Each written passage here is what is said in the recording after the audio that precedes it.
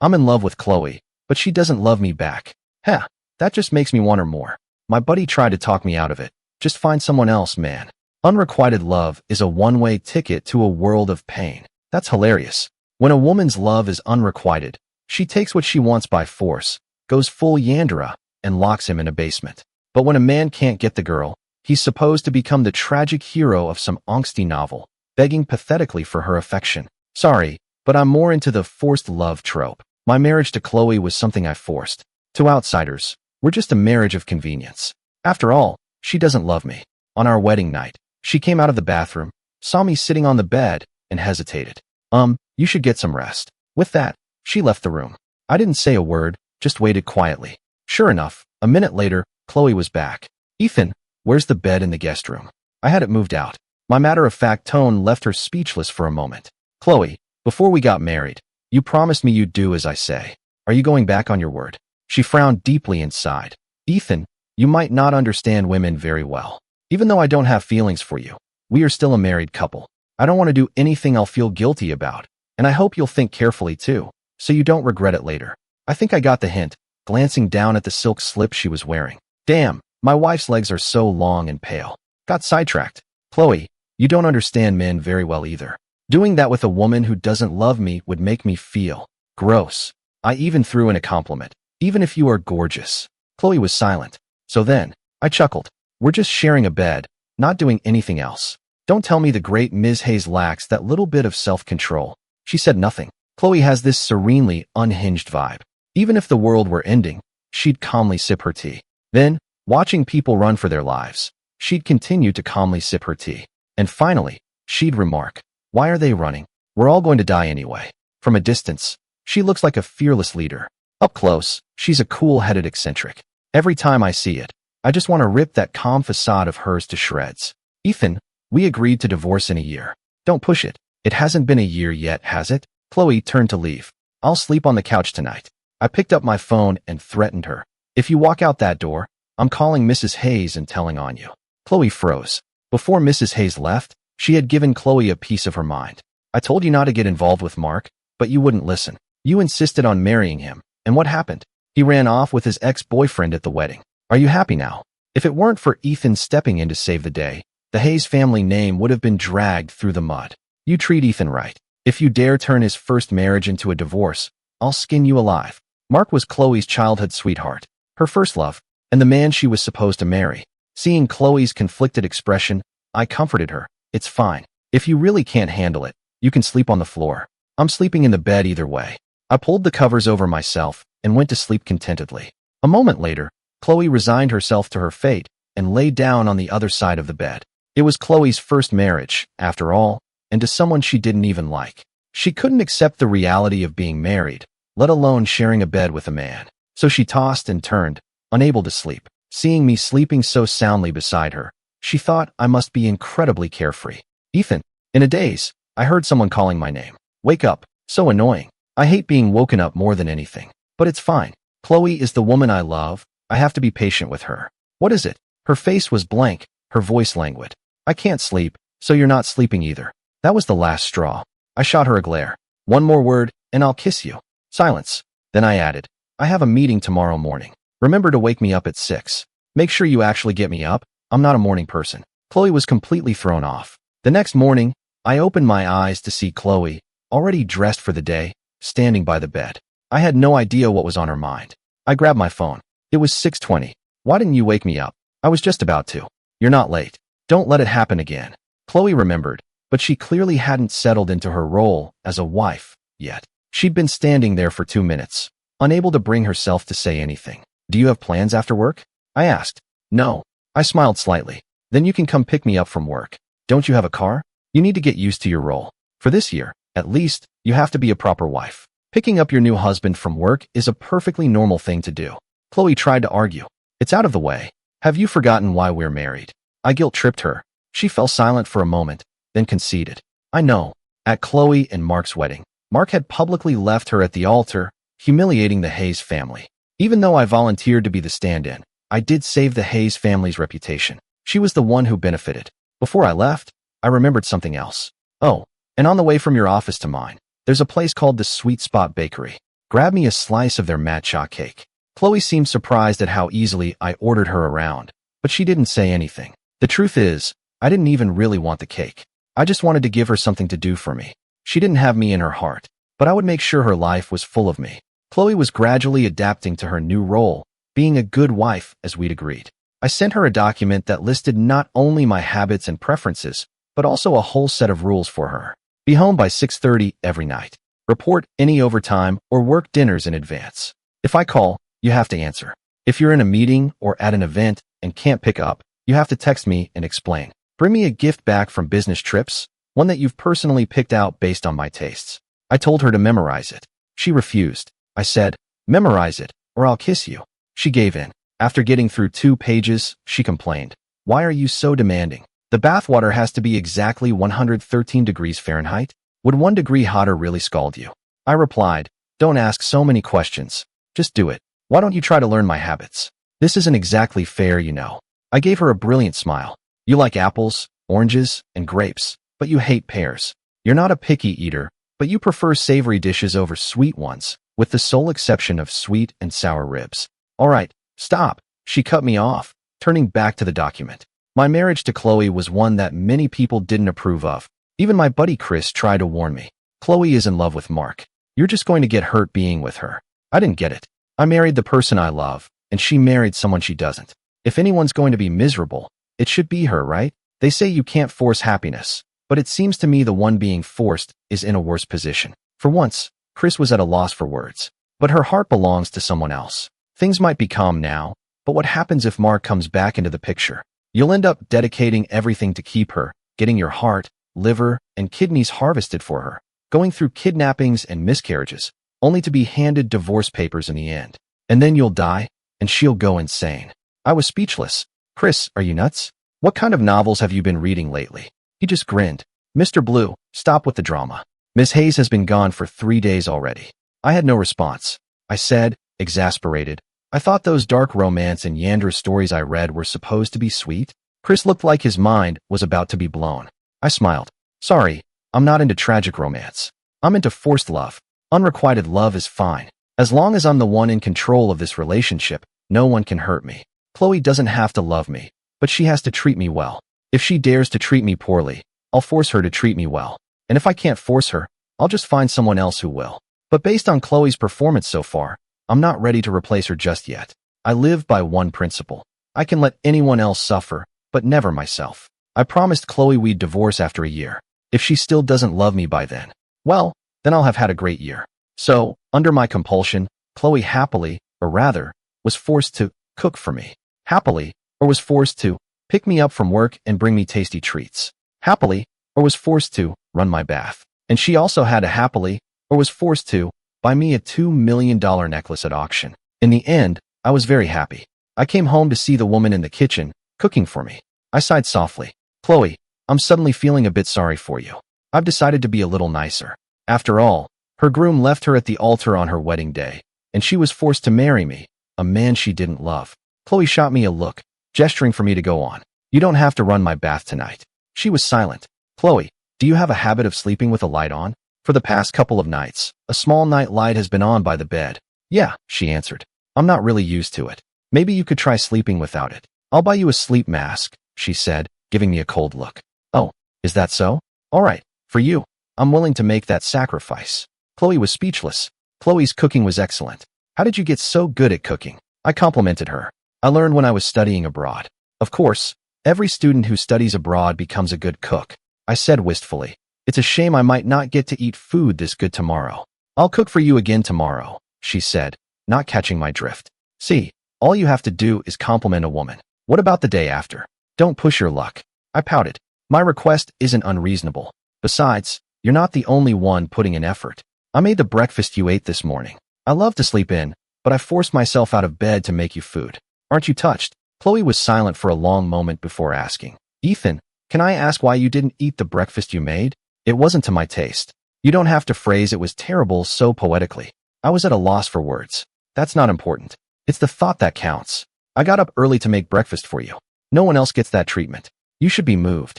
Chloe took a deep breath, as if she couldn't take it anymore. Ethan, I'm grateful to you for the wedding, and I'll do my best to meet your demands and make this year comfortable for you. But, can you please stop trying to PUA me? After all that build-up, she finally got to her point. I smiled and placed a piece of sweet and sour rib on her plate. How can you say that? I'm just a little shameless, not a bad person. Besides, I only PUA you because I love you. I don't PUA anyone else, do I? Chloe had had enough. Chris always says I have the face of an innocent angel. It's very deceiving, because I'm not. That evening, after my shower, I expertly ordered Chloe around. Dry my hair. Where's the hairdryer? No, that'll dry out my hair. You're so high maintenance. Despite her complaint, she took the towel from me. I remembered Chris's melodramatic story from earlier about getting my heart, liver, and kidneys harvested, and decided I should probably take some precautions. Chloe, you don't have to like me, but you can't hurt me. I'm very petty, and I always get my revenge. I can give you my all, but you can't literally take my heart and lungs. Or my kidneys. Chloe found that amusing. When have you ever given your all to me? Haven't I been the one waiting on you this whole time? I wagged a finger at her. That's not important. She caught on. You're the one who keeps saying you love me. Shouldn't you be the one treating me well? I said, full of self-righteousness. You can't reciprocate my feelings, so of course you have to make up for it by treating me well in our daily life. Chloe replied, that's some twisted logic. The Blue Corporation's headquarters is in Los Angeles, but my dad had been planning to expand into the New York market for a while. 3 years ago, I graduated from NYU. My dad put me in charge of the new branch, as a sort of trial by fire. The Hayes family is old money in New York. It was the birthday party for the Hayes family's youngest daughter, Hannah. I went with my mother. That was the first time I met Chloe. She was a finance whiz, back from her studies abroad, who had just taken over the family business and was making a name for herself. I'm a sucker for a pretty face, and I was definitely struck by her. When our parents introduced us, I politely called her Chloe.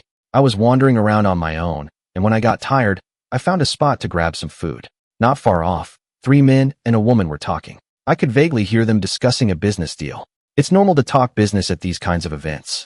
But the men kept making crude jokes. They were subtle, but still disgusting. The woman with them was frowning, clearly uncomfortable, but she didn't say a word. Just being at a Hayes family event said enough about her social standing. But even when faced with their disgusting jokes, she didn't dare to walk away. She even had to force a polite smile. Why? Probably because she really needed their business. And also because she was the only woman in their group. There are too few women in this industry, with too little power. Some men treat women like commodities, with zero respect. Maybe I was staring too intensely, because the man closest to me turned and looked my way. He gave me a suggestive smile. He walked over to me and smiled. Hi, I'm Michael Zhang, VP at South River Corporation. Can I get to know you? I was definitely staring at him, and not in a friendly way. He had to have known that, right? No, I didn't think there was anything wrong with my answer. I had the right to say no, after all, but he was clearly annoyed. Trying to save face, he quickly asked, "Oh, you have a girlfriend?" "No," I said, getting impatient. He was baffled. "No girlfriend? Then what's the problem with just getting to know each other?" "None of your business." "You?" He was so angry his face turned red. Suddenly, a voice came from behind me. He said no. That means he's not interested. What does it matter if he has a girlfriend or not? I turned around. It was Chloe. The man gave an awkward laugh. "Miss Hayes, I just thought this young man was very handsome and wanted to get to know him." Chloe nodded. "When you like someone, you can't just focus on their looks." Right. You should also take a look at your own. You're not supposed to make fun of people in public, unless you really can't help it. Chloe's tone was light and casual, a faint smile still playing on her lips. Polite and courteous, as if she hadn't been the one to say it. She called security and had the men escorted out. She seemed to know the woman who had been with them, and they exchanged a few words. Then she turned to me. "Your mother is looking for you. I'll take you to her." "Okay." On the way, I asked her curiously, "Who was that woman from before?" "A classmate of mine from abroad. She started her own business after coming back." "Are you interested in her?" "Huh." I didn't get what she meant at first. Chloe continued. "She was on a full scholarship. We're the same age, but she graduated a year before I did." Before I could say anything, she added, "She just lacks the connections and opportunities, but she's a hard worker and her company has a lot of potential." Seeing how hard she was trying to sell her, I instantly understood. She was trying to get an investment for her old friend. I smiled. "I think she's very impressive too." As soon as the words were out of my mouth, Chloe handed me a business card. It was the woman's card. I teased. "You just carry her cards around with you?" She didn't try to hide it. We were classmates, just helping her out. Not only was she beautiful, but she had good values and was a good person. I took the card. A friend of yours is a friend of mine. Of course I'll help. She was silent for a second, apparently surprised by my enthusiasm. Then could you do me a favor too? Oh, what is it? She asked. Who was that girl in the blue dress you were with earlier? A friend of yours. Her name was Jessica Miller. I knew she was the Miller family's only daughter, but I didn't know her personally. Her name is Jessica Miller. We were friends when we were kids. I looked at her expectantly. Could you introduce me to her? She's gorgeous. Chloe looked at me, her gaze unreadable. Just because she's beautiful. I nodded eagerly, putting on my most innocent expression. Yeah, it's normal for guys my age to like pretty girls, right? You're not going to make fun of me, are you? Her expression was inscrutable, and then she gave a cryptic smile. I won't. That day, thanks to Chloe, I got Jessica's number, and we started texting on iMessage. And through Jessica, I landed a deal with the Miller family. At first, Chloe was reasonably friendly towards me, but ever since I started pursuing her, everything changed. She would drive me insane with her completely placid expression and impossibly calm voice. When I was chasing her, I went to great lengths to find out what she liked. I'd send her a gift, and she'd wire me the money for it. With a note, thanks, but I don't need a personal shopper. I used work as an excuse to get close to her. Ms. Hayes, would you like to have dinner tonight? Chloe would reply, Mr. Blue, about that last project, could you give us another 2 points on the margin? I was speechless. Have dinner with me, and I'll consider it. I was just dangling a carrot. 2 points for one dinner? Then let's have 2. I scoffed. Just 2? You're not very greedy, are you? If I asked for more, would you agree? Of course not. Then why are you asking? I had no comeback. Every time I tried to talk to her, she'd immediately put 10 feet of distance between us. So proper. I had no choice but to go through her family.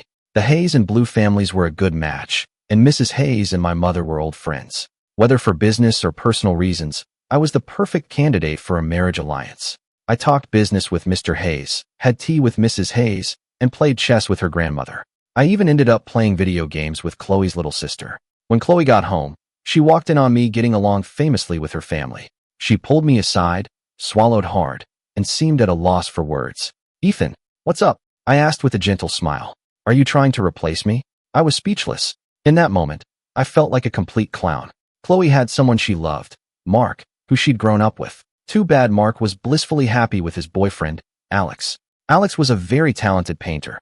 Artists are all about that grand, beautiful romance. Thinking about it that way, Chloe was a clown too. Phew, that made me feel better. Pestered beyond endurance, Chloe finally asked, didn't you used to have a thing for Jessica Miller? I was speechless. That was just an excuse I made up on the spot. I never thought I'd actually fall for Chloe back then. I put on a serious face. I found out she smokes, and I don't like smokers. Don't worry, Jessica and I just had a couple of meals and talked about work. Nothing romantic happened, so you don't need to feel awkward. Chloe was silent. Before I could make any headway with Chloe, I heard she was getting married. She was marrying Mark.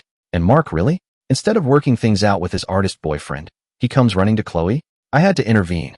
On the wedding day, in front of a room full of guests, Mark got into his ex-boyfriend's car and left Chloe at the altar. That's right. I was the one who called his ex. But Chloe didn't know that. You can't blame me. I didn't force the groom to run. He was the one who insisted on waiting until after the ceremony to sign the marriage license. It was obvious he wasn't serious about it. That day, Chloe sat on the couch in the dressing room, surprisingly calm. But the way she twisted open a bottle of water and chugged half of it betrayed her inner turmoil. I gloated. Chloe, your husband ran off with someone else. She grunted. You don't have to look so pleased with yourself. Need my help? She was silent. I continued to rub it in. TSK. Not only is your wedding ruined, but your reputation is about to be. By tonight, everyone will know. She looked up, frowning. What are you trying to say? I smiled. The groom ran off. You can just find another one. Marry me, and I'll help you save face. She nodded and stood up. I think I'd rather just go out there and be humiliated. I was speechless. I blocked her path. Think about it. Your humiliation is one thing, but the entire Hayes family will be disgraced. The company's image will suffer, the stock will drop, you'll lose money. It's fine. I deserve it. She wasn't falling for it. I had to give up, but then she went out, and a moment later, she was back. Her attitude was completely different. Help me. I don't know what happened to make her change her mind, but that didn't stop me from being a smartass. I grinned arrogantly. Beg me. I'm begging you. Is that it? I asked, unsatisfied. She sighed in resignation. What do you want? As long as it doesn't involve sleeping with you, I'll do my best to accommodate. I was speechless. What kind of person did she take me for? You said it. From now on, you'll do as I say. I smiled like a villain in a melodrama. After we were married, I spent all my free time sticking to Chloe, trying to build a connection. She went to a cocktail party. Take me with you, I'd say. An elder from the Young family was having a birthday, and she was invited. I want to go with you, I'd insist. Chloe had plans with friends. We're married, and I still haven't met your friends. Today, one of Chloe's childhood friends was back in town, and they were having a get-together. In the private room, I was hitting it off with Jennifer Davis. Hey, is that watch of yours solar merchandise? Jennifer nodded excitedly. You're a solar fan too? A little. I watch their streams sometimes. Solar's ADC skills are insane. Chloe's little sister is a big gamer. I'd heard her talk about him before. Of course, he's not just skilled, he's also super hot. He's my idol. She immediately pulled out her phone. What's your gamer tag? We should duo queue sometime. I'm pretty bad. I'd just drag you down. She waved it off. It's fine. I like carrying. You can just play support for me. Okay, thanks. By the time we left, we were still deep in conversation. Jennifer clapped Chloe on the shoulder. You're a lucky guy? Chloe was confused. On the way home, I was in the car watching old streams of Solar's matches. Chloe suddenly pulled the car over, a complicated look on her face. Ethan, yeah, what's up? I asked, confused. Do you really love me? Of course. I don't believe you. I was speechless. Well, better a disbeliever than an egomaniac. Why do you say that? I asked. At the Yang family's party, you used me to get to know Mr. Yang and charmed him completely. 2 months ago, at that cocktail party, you met the VP of Orion Corporation yesterday. Orion announced their partnership with Blue Corporation. And today, you just met Jennifer Davis and you're already friends. I put down my phone, feeling smug. That just shows I'm good with people. Can I help it if I'm so charming? Chloe didn't say anything. She understood. It was a marriage of convenience. It wasn't wrong for me to use her to expand my network. I still had to rely on my own skills to close the deals. I was capable, sharp, and good at seizing opportunities. Chloe wasn't offended by it. In fact, she admired that kind of person, but she still felt weird about it. I was on a business trip for 3 days, and I was exhausted. I went straight to the office from the airport. I called her at noon. Hello. Her cool voice came through the phone. I had warned her never to ignore my calls. Do you have plans for lunch? I asked. Am I allowed to have plans? If not, come have lunch with me, I said, as if it were the most natural thing in the world. I might actually have something. Chloe, you were away for 3 days, and I was away for 3 days. We haven't had a meal together in a week. Does that seem right to you? She was silent. Come have lunch with me. It's what a wife is supposed to do. Don't make me say it again. On her end, Chloe felt something was off. Very off. She had thought she could coexist peacefully with me. But I was impulsive and unpredictable. From the wedding until now, it felt like I had been leading her by the nose. This feeling of being powerless left her feeling lost. We ended up eating at the Blue Corp cafeteria. I don't like noise, and the cafeteria had private booths. Chloe brought over 2 trays of food. I glanced down. It was all my favorite food. Not bad. Memorizing that document paid off, I said encouragingly. Did you bring me a gift from your trip? I asked. I'd been so busy I'd forgotten about it. You didn't forget, did you? You memorized the document. You should know what I like. Would I dare not bring one? Chloe said coolly. Fair point. It's at home. The last time Chloe broke one of my rules, I went on a $3 million shopping spree with her secondary credit card to compensate myself. It's amazing how you don't feel the pain when you're not spending your own money. I got you a watch. It's really nice. Are you happy? Oh, so happy, she said, her voice flat and lifeless. So fake. Say it again. Chloe exclaimed, wow, I'm so happy. That's more like it. Did you sign the contract with Apex on this trip? Not yet. Probably next month. Are you interested? I asked again. She nodded. It's a huge project. Blue Corp can't handle it all on its own. I'll take a piece of the pie. Sure. Beg me. She was silent. If you don't want to beg, fine. There are plenty of people who want to work with me. Chloe lowered her gaze and smiled, unhurriedly taking a sip of her water. I hear Blue Corp is trying to get a permit for a piece of land, but it's been held up in approvals. I clenched my jaw. You have a way to help? Her tone was casual. I just happen to know a few people, but there are a lot of people after that land. So why don't you beg me? I was speechless. Damn it. She totally played me. Actually, there were a lot of benefits to being married to Chloe. A marriage of convenience meant shared resources. I wouldn't lose out either way. The next time I saw Mark and Alex was 5 months into my marriage. They were married too. Because of all the gossip after the runaway groom incident, they didn't have a big wedding, just eloped. At the auction house, Alex was dressed in a sharp suit, fiddling with a string of prayer beads. He looked refined and scholarly, but his eyes, hidden behind his glasses, had a sharp glint to them, like a wolf in sheep's clothing. Chloe, what a coincidence. Chloe gave him a brief glance, clearly not wanting to engage. Alex didn't seem to mind, maintaining his good-natured facade. About what happened before, that was Mark being foolish. I'm sorry for the misunderstanding. I've been meaning to apologize, but I never got the chance. He said he wanted to apologize, but he hadn't made any effort to do so until now. If he was really so busy, he could have sent a text. Chloe wasn't angry, though. She just said coolly, "It's fine. It's not too late to apologize now." Alex was momentarily speechless, but he kept the smile on his face. Now that you're married, you should be devoted to your husband. A sweet, innocent, and understanding young man like Ethan shouldn't have to suffer with you. Being suddenly brought into the conversation, I had to suppress a smile. His words were unexpectedly hilarious to me. Chloe suddenly turned to me. Find that amusing? It's all right. Who doesn't like being complimented? Have I been making you suffer? Not at all. If anyone was suffering, it was Chloe. Alex interrupted with a light laugh. Chloe, you're too harsh. You should be gentler with him. No wonder Mark always complained you were too stiff and serious. You should really watch your temper around Ethan. Chloe started to say, but he cut her off. I have to go. Mark is waiting for me. I shook my head discreetly. So much drama. Chloe stared after him, her brow furrowed. What do you think of Alex? He seems gentle and kind, and he speaks softly, I said honestly. But he's not very bright. If he wanted to flatter me, he should have done some research first. Sweet and innocent. Understanding. Which of those words has anything to do with me? Chloe smiled. So you think I'm too harsh? Not gentle enough? I was about to fire back a sarcastic comment, but she looked serious. You don't need to be gentle. I'd seen her sharp tongue in action the first time we met. At my words, Chloe's expression faltered for a second, then a small smile appeared. Right, and you don't need to be sweet, innocent, and understanding. I nodded instinctively before I caught the implication. Chloe, what's that supposed to mean? I'm the most understanding person in the world. The auction started, and as luck would have it, Alex and Mark were sitting just a short distance away. Mark was classically handsome, with a gentle, refined air about him. He and Alex made a good pair. Chloe, he called out softly. Chloe didn't respond, clearly ignoring him. Mark smiled awkwardly and shot a helpless look at Alex. Alex patted his hand reassuringly. It's okay. I leaned in close to Chloe's ear and whispered. He's calling you, Chloe. Chloe said, behave. Does it hurt to see Mark with someone else? What are you talking about? I have nothing to do with him anymore. I have no feelings for him. The more she denied it, the more I thought she was just putting on a brave face. That deep down, she still cared a lot. The more I thought about it, the angrier I got. Why should I be the only one feeling miserable? With that thought, I reached out and pinched Chloe's waist, hard. A muffled grunt escaped her. She clearly wasn't expecting it, but we were in public, so she had to endure it. She maintained her calm and composed demeanor on the surface. Someone nearby commented, "Aren't that Ms. Hayes and Mr. Blue?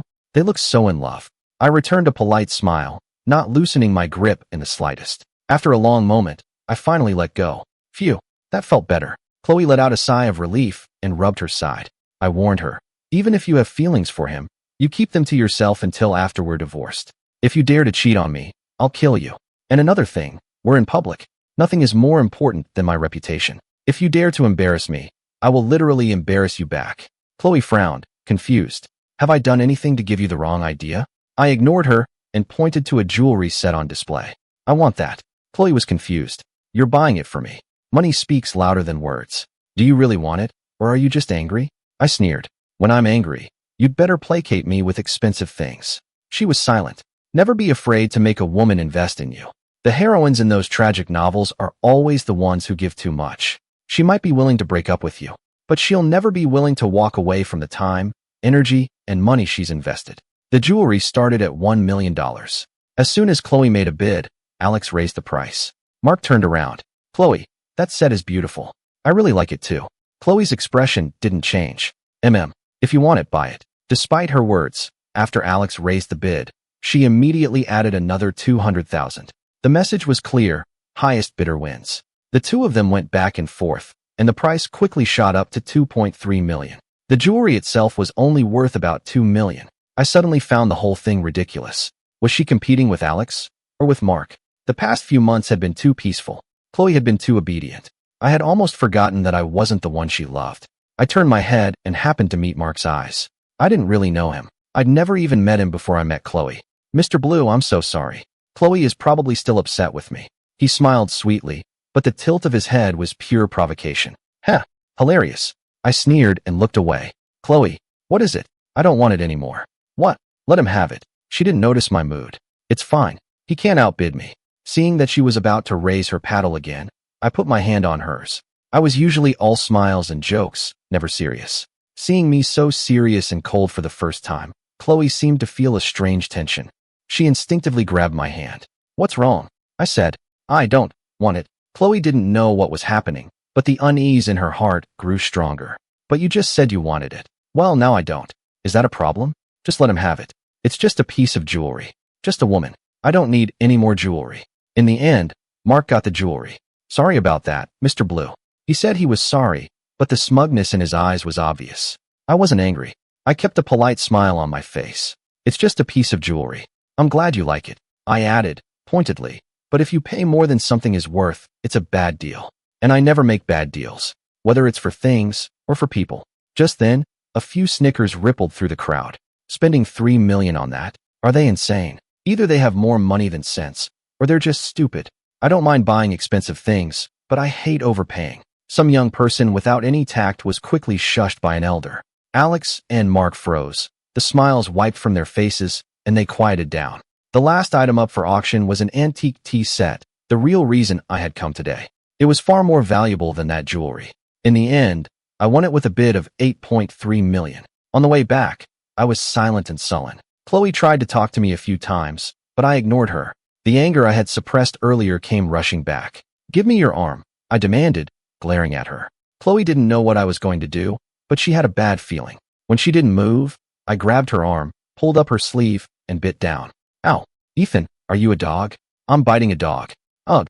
After biting her, I pretended to spit out dog fur. "Phew, that felt better. What are you so angry about?" I ignored her. The driver in the front kept his eyes on the road, not daring to say a word. When we got home, I poured myself a glass of water and said coolly, "Let's get a divorce tomorrow." "What?" Chloe thought she had misheard. "Ethan, I haven't done anything to you, have I? From the day we got married until now, have I not done everything you asked?" I nodded. "Yes, you've been very good." Chloe was speechless. "I just don't want to do this anymore," I retorted. A long silence followed. "Divorce," I snapped. She lowered her head and mumbled 2 words. "No." "Why?" She was silent. "Speak," I urged. "Ahem. We agreed to divorce after a year." "Huh." I knew she wouldn't say anything I wanted to hear. Chloe didn't know what was wrong with her. She just suddenly didn't want a divorce. "Was it because you saw Mark today? Did you misunderstand something? I really have nothing to do with him anymore." I sneered. "Oh, why are you explaining it to me? Then why are you so angry?" "I'm not angry." She was silent. Just as the atmosphere grew tense, there was a knock at the door. Seeing Chloe just standing there, I snapped, "Get the door." She went and brought in a takeout box. It was a matcha cake. Chloe explained, "Didn't you say that when you're angry, I should spend money to make you happy? I ordered you some clothes and jewelry you like, but they won't be delivered until tomorrow. You can have some cake first." I was speechless. Actually, Chloe was right. She had fulfilled all of my demands. Wasn't this what I wanted? Love didn't matter. As long as she was good to me and did whatever I asked, that was enough. I suddenly didn't want to get a divorce anymore. "Are you still angry?" "I'm not angry." Chloe was silent. "Right, you're not angry. I just wanted to buy it for you." She was being so submissive, I almost felt bad. "Don't you love Mark?" "I'm letting you go. You should be happy." "I don't love him anymore," Chloe said. "He left me at the altar and humiliated my family. Why would you think I'd still love him after that? Do you think I have no self-respect?" "I guess not. But you fought for that jewelry today. Wasn't that because you were trying to get back at him?" Chloe admitted. "At first, it was because you told me to buy it. Later, when we were bidding, I was definitely angry." "But shouldn't I be angry?" she asked, a genuine question in her voice. "After all he did to me, the fact that I didn't get revenge is a testament to my character. Am I not even allowed to be angry?" Well, I had to admit, she had a point. If my bride left me at the altar, I'd be lenient if I didn't put her in the hospital. Chloe's face suddenly turned serious. "Ethan, you just think I shouldn't be angry, that I shouldn't hold a grudge. You want me to be this deeply devoted, heartbroken woman, because that's the version of me you've imagined." I was taken aback. "No, that's not it. Why are you angry?" "I'm not angry." She was silent. "Ethan, you say you love me, but I've never really believed it. So, I should be nicer to you from now on." I asked tentatively. "That's not what I mean." She explained, "A lot of people have said they liked me. They see me as this person from a wealthy family, highly educated, successful, capable of anything, and eternally devoted in love. But that's just the version of me they've created in their heads. The real me failed physics with a 16%. I can't play any instruments. And I don't sing because I'm tone deaf. I hold grudges, I get jealous, and I have a dark side. I'm jealous of my sister because my dad treats her better than me. When Alex got on my bad side in school, I did plenty of things to get back at him behind his back. So, the person you love is just a perfect, imaginary character you've built up in your head. Do you understand what I'm saying? I nodded. I got it. She had low self-esteem. Man, I wish I could give her some of my confidence. Chloe nodded, relieved, but with a hint of disappointment. That's right. You just don't know the real me. I scoffed. How could I not know you? I've even seen you eat with your hands. When did you see that? Chloe asked, incredulous. You were gnawing on the bones, too. She was silent. I had discovered early on that Chloe seemed to have a certain image to maintain. Maybe because of her public image, she was always very composed and strict with herself. But she was at her most proper in front of her father. Mr. Hayes was a very strict patriarch, and he had incredibly high expectations for Chloe. The fact that he could turn a student who failed physics into a top finance professional said it all. Chloe would get nervous just standing in front of him. Before we were married, Mrs. Hayes invited me over to their house. Chloe and her father were busy with work and came home late, so the housekeeper made them a fresh meal. I was watching TV with her mom in the living room. The father and daughter ate in stiff silence. Chloe was calmly trying to pick up a piece of sweet and sour rib with her chopsticks, but she couldn't get a grip on it. Then Mr. Hayes got a phone call and left the room. She watched him go, let out a sigh of relief, and then picked up a rib with her fingers and started eating it. She ate so eagerly that she got grease all over her mouth. Can you imagine that? When she heard her father's footsteps returning, she quickly dropped the bone and wiped her mouth with a napkin, as if nothing had happened. My thoughts returned to the present. Chloe's face was calm, but I knew she was dying of embarrassment inside. I continued my teasing. And you're a restless sleeper. You kick me all the time. You've woken me up in the middle of the night before. Sorry, I'll be more careful. It's fine. I always kick her back. And that's all, she said, covering my mouth with her hand. At this point, we both dropped the subject of divorce. I was eating the cake at the coffee table while Chloe was still complaining about the auction. You saw how arrogant Alex was. If you hadn't stopped me, he never would have gotten that jewelry. Then she added, I hate him, and it's not because of Mark. I knew he was a bad person back in high school. You should stay away from him too. I watched her silently. I found this new, unrestrained version of Chloe kind of amusing. What are you laughing at? She asked. I cleared my throat. Why do you hate Alex? She made a face. I can't really describe it. There's just something weird about the way he talks. She was silent. He was like that in high school too. Always smiling. Seemed so nice. But he was always stirring up trouble. Every time I got angry with him, everyone else thought I was the one bullying him. This cake is too sweet. Make me some tea. She did as she was told. You have some too. I don't want any. Drink some. It's good for you. Chloe didn't get it. I asked her, so how did you get back at Alex? Chloe said, I slashed his bike tires. After a moment's thought, she added, 11 times. Once for every time he pissed me off. 11 times? Did he stop bothering you after that? I asked. After that, he stopped riding his bike to school. I was speechless. Chloe and Alex had their own history. Mr. and Mrs. Hayes asked us to come stay for a few days. Chloe had a last-minute business trip, so I went by myself. Even though Mr. and Mrs. Hayes were always polite and amicable with each other, I still didn't like the atmosphere at their house. That evening, I was in the living room playing video games with Hannah. Brother-in-law, can you please tell my sister to stop making me have a tutor? Hannah was in 7th grade and hadn't done well on her exams, so Chloe had hired a tutor for her over the break. I patted her head. Your sister only got you a tutor because you did so poorly on your exams. But Dad said it doesn't matter if I'm not good at school, because my sister will take care of me in the future. Hannah was the youngest and the most spoiled. Even the usually stern Mr. Hayes was a doting father around her. I smiled. And what if your sister doesn't want to take care of you? That won't happen. Even though she's old and not pretty and has a bad temper and is always mean to me, she gives me an allowance and buys me lots of presents. Haha. Chloe really wasn't very popular, was she? Mom and Dad say I'm the family's little princess. And when I get married, they'll find me the best man in the world who will treat me well for the rest of my life. Hearing that, the smile on my face faded. And what does your sister say? I asked. My sister says the monarchy is dead, there are no princesses, and if I don't get my act together, she'll ship me off in a political marriage. I was speechless. Your sister wants you to study hard because she wants what's best for you.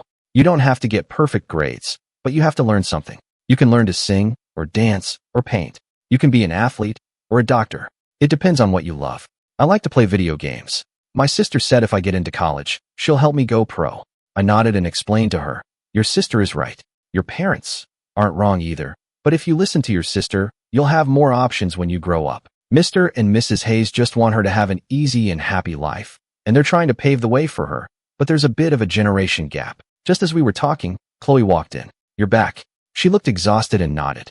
There was a problem with the accounts at the Los Angeles branch, and she had to rush over to deal with it. Is everything okay? Yeah, it's all taken care of. Good. She then looked at Hannah, who guiltily hid behind me. Seeing this, Chloe came over and grabbed Hannah's ear. Were you talking bad about me again? No, I wasn't. Brother-in-law, look at her. Chloe said, it's no use calling for him. If he's going to help anyone, it's going to be me. The hand I had just reached out was suddenly left hanging awkwardly. Suddenly, Mr. Hayes appeared at the top of the stairs, and the cheerful chatter came to an abrupt halt. In an instant, Chloe became serious. Dad, come to my study. I understand. Hannah and I exchanged a look. We both had a bad feeling. Mr. Hayes rarely yelled or cursed. Instead, he would have a talk with you. His serious expression and his naturally intimidating tone were enough to make anyone feel pressured. When Chloe came back to the room, she had a scrape on her forehead. It wasn't serious. I guess she'd been grazed by the corner of a file he'd thrown. I wanted to ask, but I was afraid she'd be embarrassed. I got out the first aid kit and quietly cleaned the wound. She didn't say anything, just let me tend to it. Didn't you say everything was taken care of? He didn't have time to chew me out when it happened, so he's making up for it today. She was silent. A company that big is bound to have some issues. It was thanks to Chloe's diligence that it didn't turn into a major disaster. Even if the problem had blown up, it wouldn't have been her fault. Mr. Hayes was so angry simply because he was worried about the company's bottom line. Your dad is terrifying. I know. You did a great job, you know. I know. He's too strict. I know. I wanted to laugh. Chloe, you're so shameless. She reached out and gently squeezed my fingertips. Let's go home. Home. The words sounded strange coming from Chloe. She had just been reprimanded. It wouldn't be right for her to tell her father she was leaving right after. What if he yelled at her again? I would have to be the one to say it. You want me to beg? I'm begging you. She was silent. I don't want to be here anymore. So pitiful. But I'm the bad guy, right? If you're going to beg, shouldn't you offer me something in return? Chloe retorted. What have I ever denied you? I've given you everything but my body. Everything but her body, huh? 3 minutes later, I had Chloe pinned to the bed. Her shirt was pulled up. I may be a sucker for a pretty face, but I'm not a pervert. Really. But I've been seeing a lot of pictures of abs lately. Damn. So this is what they feel like. As my hand slowly moved lower, she suddenly stopped me. Chloe's cheeks were flushed. That's enough. I didn't push it. I was feeling a little embarrassed myself. It was only then that I really thought about why Chloe was so obedient. Half of it was her promise before we got married, plus my constant pressure. The other half was probably her father. If we appeared to be on bad terms, and rumors of a divorce started, it would affect the Hayes stock price, and Mr. Hayes would definitely be furious. If the marriage alliance was broken, he'd be even angrier. Thinking this, I asked her about it. Chloe raised an eyebrow. You haven't asked for anything too unreasonable, have you? I was confused. Buying you clothes and jewelry, getting you presents, picking you up from work, cooking your favorite foods, buying you treats, letting you know where I'm going. Aren't these all simple things? Don't you give me gifts all the time too? Okay, the bathwater having to be exactly 113 degrees is a bit much. I nodded blankly, feeling a bit dazed. You're that self-aware? All right, you're right. Keep it up. That night, as I was falling asleep, I vaguely felt someone pinching my cheek, and then poking it. My lips felt ticklish too. I opened my mouth and bit down. Annoyed at being disturbed, I opened my eyes. I was met with Chloe's wide-awake eyes. Her hand was still on my face. She blinked. Her expression was calm, not a hint of panic. She ground her teeth slightly, a nervous habit of hers. What are you doing? She calmly pulled her hand back, not blushing in the slightest. You still have some makeup on. I smiled. Look at me. For a moment, neither of us spoke. Finally, Chloe couldn't take it anymore and awkwardly looked away. Not wanting to make her too uncomfortable, I sighed and got up to wash my face in the bathroom. When I came back, I leaned in close to her face. Is it clean now? Mostly. My morning grumpiness was kicking in. I was still annoyed about being woken up. If you wake me up again, I'll kiss you. I had said the same thing on our wedding night, but now I didn't dare to say it. I was afraid she'd actually let me. It would be a little embarrassing. The next day, for once, Chloe was the one sleeping in. I was about to get up, but she hadn't moved. Suddenly, she put her hand on my waist. Can I not go to work today? I was confused. It reminded me of a kid asking, can I not go to school today? I wanted to laugh. Even though we'd been sharing a bed, we'd always kept our distance. This was the first time we'd been so close. Our pajamas weren't so buttoned up either. I suspected she was trying to seduce me. I barely slept during my trip. It's okay to take one day off, right? She was still debating with herself. I sighed. If you don't want to go, then don't go. Suddenly, she seemed to remember something. Can you not tell my dad? She was silent. Seeing my silence, she thought I wouldn't agree. I'm begging you. I was speechless. Enough. Chloe and I made our first real progress that night. She had plans with friends. I asked her, when will you be back? Not sure. You don't have to wait up. You're a married woman now. You can't stay out all night. I'll be home before midnight. Don't drink too much. She shot me a cool look. Oh, so I couldn't control her now? Then I heard her say, with a sigh, I know. And then she came home drunk. Great. Some guy with frosted tips brought her home. Hey man, the guy said with a bright smile. He quickly dumped her on the couch and then bolted. I don't know what his hurry was. I grabbed Chloe's arm, trying to pull her up, but I wasn't strong enough, and she fell back down. And I fell right on top of her. A muffled groan came from beneath me. Chloe, are you alive? I asked, worried. She suddenly opened her eyes. Whoa, you scared the hell out of me. I tried to get up, but she wrapped her arms around my waist. Her voice was low and husky. Yeah, I'm dying. We were too close. The position was definitely intimate. When I felt the soft touch on my lips, my brain was still short-circuiting. The faint smell of alcohol was intoxicating. I was dying too. You're drunk. Not so drunk that I don't know what I'm doing. So this wasn't just a drunken mistake. I had just realized that she didn't smell that strongly of alcohol. She clearly hadn't had that much to drink. So you're taking advantage of me while you're sober? Well, I can let you touch me back. I was speechless. When Chloe was being proper, I could be as shameless as I wanted. But now that she was being more shameless than me, I was the one feeling embarrassed. Chloe, what is this? She didn't answer. You don't love me, but you kiss me. You don't love me, but you take advantage of me. You don't love me, but you seduce me. You're a scoundrel, shameless, and morally bankrupt. I stood on my moral high ground, ruthlessly criticizing, accusing, and questioning her. She was immediately overcome with shame, guilt, and humiliation. And then she raised her hand and gently pushed me away. I'm sorry. I was confused. What the hell? Did I want to hear I'm sorry? I stood up, grabbed a throw pillow, and threw it at her head. Get out. Chloe slept on the couch that night. I was out shopping with Chris when I saw a text from Chloe. Don't be angry. Followed by a few pictures of luxury goods. I texted back, I'm staying at a friend's for a couple of days. Then I calmly turned off my phone. Chris saw me put back the bracelet I had just picked out. Not buying it. Chloe already bought it for me. She's quick on the uptake. Are you still mad? I shook my head leisurely. Anger isn't an emotion, it's a strategy. I needed her to think I was angry. So what's your plan now? Old Mr. Sterling's birthday gala is coming up. Chloe's grandfather and Mr. Sterling are old friends, so she'll definitely be invited. I'm going to have Chloe take me with her. Huh? Chris was confused by the sudden change of topic. I explained, the Sterling family is a big deal in New York. If I can get on their good side, it'll be much easier for Blue Corp to grow here. Mr. Sterling collects antiques. That tea set I bought at the auction will be the perfect gift. Chris was amazed. You really don't let anything go to waste, do you? Mixing business and pleasure. I sighed. What else can I do? The day Chloe and I are supposed to get divorced is getting closer. I've had her, and even if I can't have her heart, I need to get something out of this to make this past year worthwhile. Just then, I got a call from an unknown number. Hello, Mr. Blue. I'd like to talk to you about something. I was confused. Who is this? It's Mark. Sorry, I'm busy right now. If this is about work, please schedule a time with my assistant. Mr. Blue, I know you and Chloe are just in a marriage of convenience. That was supposed to be my wedding. You just got lucky and filled in. She was silent. So, this was about Chloe after all. Oh, and I want you to let her go, he said seriously. Huh, I'm sorry, what does this have to do with you? I genuinely didn't understand. Weren't he and Alex in love? Why was he still chasing after Chloe? We should meet and talk. After all, I know a few secrets about you, he said, his tone threatening. I became wary. Did you steal my company's secrets? No. Oh, then it's fine, I said, relieved. If it's a secret that even you could find out, it can't be that important.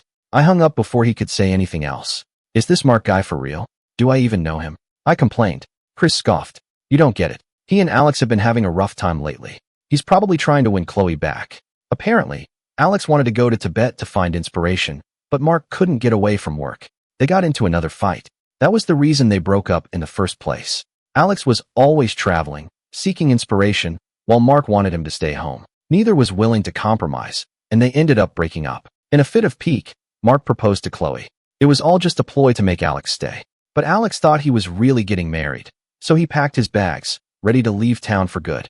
But then they ran into a good person like me. I had someone contact Alex and tell him, he still loves you. He's just trying to make you jealous. He's waiting for you to stop the wedding. And the rest is history. Alex chose to stay with Mark, but now, he clearly regrets it. Even if Chloe doesn't love me, she's not going to get back with Mark. I remember her attitude the last time she talked about him. She looked like she wanted to rip his head off. Mark was still texting me, trying to meet up. I don't let trivial things like this bother me. So I sent the call recording to Chloe. This is your mess. You clean it up. Chloe called me immediately. Don't listen to his nonsense. He and Alex are having problems, so he's trying to stir up trouble between us. I see it now. He and Alex are in this together. They just can't stand to see me happy. What the hell? That was a new one. I don't care. You handle it. I only care about the result. Anyone who makes me unhappy needs to get out of my life. Besides, this was Chloe's mess. Why should I have to deal with it? She asked, so I should handle it. Who else? Am I supposed to clean up your mess for you? Chloe, you remember this. The only person I'm responsible for handling is you. I understand. When are you coming home? She asked, her voice sounding a little hurt. In a couple of days. I hung up and went to find a place to eat with Chris. This stupid drama was interrupting my shopping. I stayed at Chris's place for a few days. Until the Sterling's gala. Chloe came to pick me up. She looked at me in my suit and said softly, "You look amazing." I know. Chloe was silent. She gently took my hand. "Come home with me tonight." Why should I? Chloe was shocked. How could I even ask that? At the gala, I presented the tea set. Mr. Sterling loved it. Chloe didn't say anything, so the Sterlings assumed it was a gift from both of us. I shot her a sidelong glance, a dark smile playing on my lips. Taking credit for my gift, are we? Chloe leaned in and whispered, "What's the difference if you give it, or I give it?" I smiled. "I'm the one who paid for it. Your money, my money. What's the difference?" She was silent. She sighed. "Isn't my credit card in your wallet enough for you?" Well, fine. These galas were just fancy work events, and drinking was unavoidable. I told Chloe I was stepping out for some air. I found a quiet spot. The cool breeze felt good. I let out a sigh of relief. I was surprised to run into Mark. "Dude, what do you want?" He smiled faintly. "Ethan, we need to talk. Can't you just talk to Chloe? We don't know each other." Chloe was useless. What had she even done? A flicker of embarrassment crossed Mark's face. Chloe had talked to him, but it clearly hadn't gone well. He then changed his tune, pleading pitifully. "Mr. Blue, there's no love between you two. Why do you have to keep her? Chloe and I were supposed to get married. It was you. But you left her at the altar." I interrupted. "Dude, let me remind you, you're married. You're trying to cheat on your husband, and Alex doesn't care." "Don't talk to me about Alex," he snapped. "His love is so cheap. He's been seeing someone else behind my back." "Whoa, really?" I was blind. I chose the wrong person. I should have chosen Chloe. I'll make Alex regret this. What kind of logic was that? He wanted to get with another woman to make his cheating husband regret it? "Do you love Chloe?" I asked. He fell silent. "You've used her to provoke Alex time and time again. Have you ever considered her feelings?" Mark didn't even treat Chloe like a person. "So what does that have to do with me? Why do you keep coming to me?" I asked, confused. Mark sneered. "You were the one who told Alex to crash the wedding, weren't you?" I was speechless. I had done that. I remembered him saying he knew a secret of mine, and I suddenly understood what he meant. "Ethan, I'm in this mess because of you." He was blaming me now. "If I tell Chloe about this." "Go ahead." I was so done with this. I grabbed his arm and started dragging him. Let's go. I'll take you to her myself." This punk, trying to threaten me. If I expose my own secrets, then they're not secrets anymore.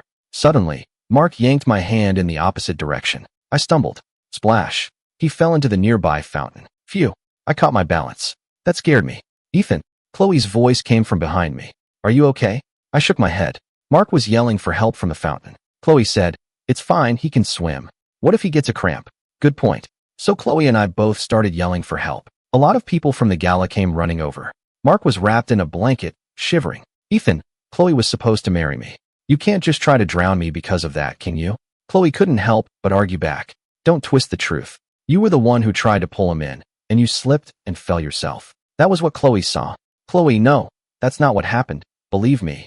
Mark pleaded, his eyes welling up. Chloe sighed. "Mark, just tell me the truth. Did Alex put you up to this?" I was confused, but I couldn't worry about them right now. The crowd was buzzing, bringing up the wedding fiasco all over again. It was supposed to be Chloe and Mark's wedding, but he ran off with his boyfriend. The Hayes family was in a bind, so they got Ethan to step in and save face. So Ethan was the substitute groom. Is this a love triangle? What a mess. So annoying. I hate being the subject of gossip. Someone needed to change the subject. I took Chloe's hand and gave her a gentle smile. Come here. She smiled back. I took the $300,000 watch off her wrist, while still addressing Mark. Mark, you might not know me very well. My hand rested gently on Chloe's chest. I'm a very straightforward person, and then I shoved. Now that's a push. Chloe struggled to climb out of the fountain. She had no idea how she had ended up in this situation. Ethan, I suddenly felt a pang of guilt. I took the blanket someone offered and helped her dry off. On the way back, the driver was in the front. I was sitting on the left side of the back seat. Chloe was on the right. There was a huge gap between us. Chloe, she was silent. What are you angry about? She was silent. Are you giving me the silent treatment? Chloe was confused. Don't try to shift the blame. You're the one who pushed me. I laughed. Let me ask you, who was it that brought Mark into our lives? It was Alex. Incredible, I said. I couldn't take it anymore. First of all, I don't know Mark. We've only met twice. I don't know Alex at all, so it's not me. Second, do you know Mark? I asked. Yes, she answered honestly. Do you know Alex? Yes. So this is your mess, isn't it? Yes, but I'm the one who had to deal with the consequences of your mess. So you had to take a little dip in the fountain. Are you really that upset about it? No. I told you to handle this last time. What did you do? She was silent. Ahem. I was the one who hinted to Alex that he should crash the wedding. I admitted, feeling a little guilty. You? Chloe was shocked. You really went to a lot of trouble to get me. I was speechless. Aren't you angry? Alex crashing the wedding made you a laughingstock. I would have been a laughingstock whether you were involved or not, Chloe said with a sigh. On the wedding day, Mark was wearing flat shoes. I saw them. He and Alex were in on it together. What? I didn't understand. Chloe looked at me and sighed. Never mind. You wouldn't get it. I was completely lost. Chloe silently moved closer to me. When we got home, Chloe turned on the lights. I saw that the living room was filled with gift boxes and shopping bags. The logos were all from my favorite brands. There were way more than in the pictures she'd sent. For me, she nodded. Her voice was low and husky. I didn't mean to make you angry that night. What I wanted to say was, I kissed you because I love you. I took advantage of you because I love you. I was trying to seduce you because I love you. She was silent. Then, why didn't you say that then? She looked at me seriously. It didn't feel right. I didn't want us to start in such a messy way. There wasn't even a single flower. So what did you mean by I'm sorry? I asked. I did kiss you, taking advantage of being a little drunk, without your permission. I nodded, feeling a little flustered. Where are the flowers? Ding dong. The doorbell rang. Chloe smiled. They're here. I piled all the gifts together and started opening them one by one. I know I like green, but the pink version of this one is better. I'll buy you another one. This one was sold out everywhere. How did you get it? Guess. Chloe rested her head on my shoulder, her arms wrapping around my waist from behind. She took the gift box from my hands. They're all yours. You can look at them later. But right now, I don't know what Chloe did, but Mark never bothered me again. He and Alex got a divorce. Alex had been supporting a young art student. He called it a meeting of the minds, a soulmate connection. Alex was a reasonably well-known painter, after all. He'd won awards, he had fans. There's a saying, try not to befriend artists. You might admire their work, but you won't always admire them as people. The whole affair became a huge scandal. I was at a restaurant when I ran into some people I knew. They were talking about it too. That kid is so young. He could have done anything, but he had to be a homewrecker. Now he's been expelled from his university. And that Mark guy, really. First he was going to marry Chloe, then he ran off with Alex. You'd think he'd just settled down with Alex. But no, they're always fighting, and he goes running back to Chloe. Of course Alex was going to get mad. Tisk, I shook my head. They were blaming the college kid. They were blaming Mark. I could let that slide. But why was Alex getting a free pass in all of this? I disliked Mark, but I disliked a lot of people. Where did he even rank on my list? I hadn't quite figured it out.